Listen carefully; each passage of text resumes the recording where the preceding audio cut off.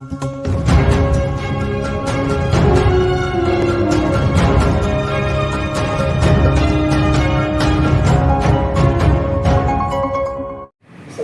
अक्टूबर 2025 को भारत निर्वाचन आयोग ने घोषणा की थी कि 12 राज्य और केंद्र शासित प्रदेशों में SIR शुरू होगा, जिसमें उत्तर प्रदेश भी शामिल था। और इसमें जो पहला चरण हमारा 4 नवंबर 2025 से शुरू हुआ। शुरुआत में जो पहला चरण है इसका नाम था गणना चरण या एन्यूमरेशन फेज। तो 1 महीने का था कि 4 नवंबर से शुरू होकर 4 दिसंबर तक चलेगा। और इसमें जो डिज़ाइन किया था SIR को कि जिस मतदाता का नाम 27 अक्टूबर 2025 की वोटर लिस्ट में था, उन सबका यूनिक, सबका अलग से नाम से एक गणना फॉर्म प्रिंट होगा, जो उस वोटर को BLO के माध्यम से दिया जाएगा, जिसमें कुछ सूचनाएं अपेक्षित थी कि मतदाता उसको भरेगा और हस्ताक्षर करके वापस BLO को जमा कराएगा।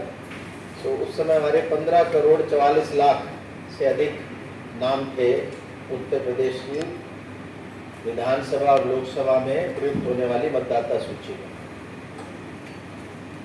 गणना चरण जो शुरुआत में 4 नवंबर से 4 दिसंबर तक था, पहले 1 सप्ताह के लिए उसका समय भारत निर्वाचन आयोग ने बढ़ाया, 11 दिसंबर तक किया सभी राज्यों के लिए। फिर उत्तर प्रदेश ने हमारे अनुरोध पे वो बढ़ा के 15 दिन और देके 26 दिसंबर तक किया गया था, क्योंकि उस समय लग रहा था समय कम है, जिस हिसाब से उत्तर प्रदेश में कार्य चल रहा था।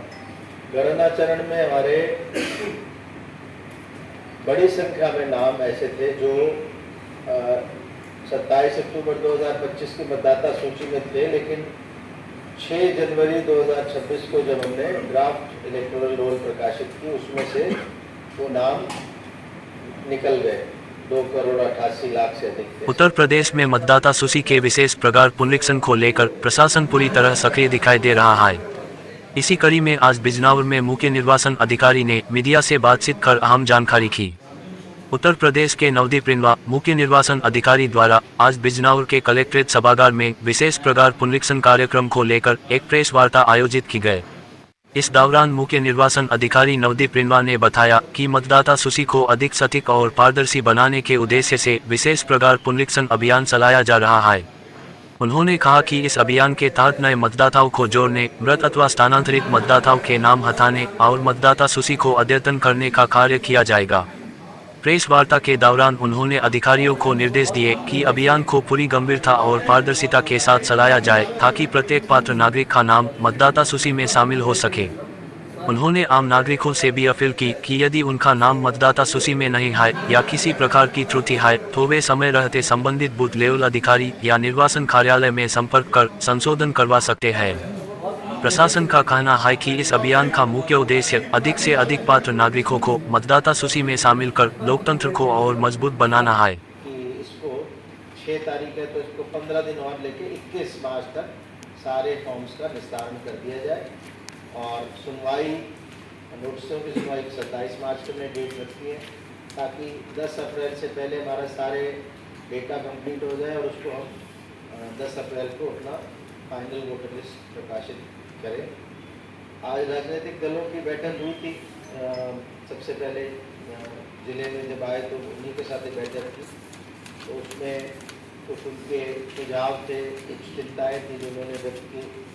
तो उन्होंने कहा कि वोटर लिस्ट पुराना अनुभव है कि जो पार्टी के पास रहती है या कैंडिडेट के पास रहती है और जो इलेक्शन के समय यूज होती है उसके भिन्नता होती है। तो उनको क्लियर किया गया कि ये पूर्व में कभी रहा होगा, लेकिन विगत लोकसभा चुनाव में पूरे उत्तर प्रदेश में एक भी ऐसी शिकायत नहीं आई थी, क्योंकि एक नई व्यवस्था में अब जो वोटर लिस्ट छपती है तो उसमें डेट रहता है हर पेज पे कि किस डेट को छपी है। तो वो कन्फ्यूजन का चांस कि कागज़ बदल गए या वो नहीं, हर पेज पे वो डेट रहती है। तो जो वोटर लिस्ट कैंडिडेट को देते हैं जब कैंडिडेट फाइनल हो जाते हैं, और जो वोटर लिस्ट हमारे इलेक्शन में पीठासीन अधिकारी के पास है वो सेम थी और आगे भी सेम रहेगी। और लोगों पे ये देखिए जो फॉर्म आए उससे धीमी गति से काम हो रहा है। अभी एक्सेप्टेंस काम है तो उनको बताया गया कि पहले चूँकि समय अभी बढ़ा हुआ था और नोटिस पे ज़्यादा फोकस अधिकारियों का था, अब जो भी फॉर्म 6 मार्च तक डिजिटाइज हुआ है उसका निस्तारण हो जाएगा, उसका रिजल्ट 10 अप्रैल की वोटर लिस्ट में आ जाएगा।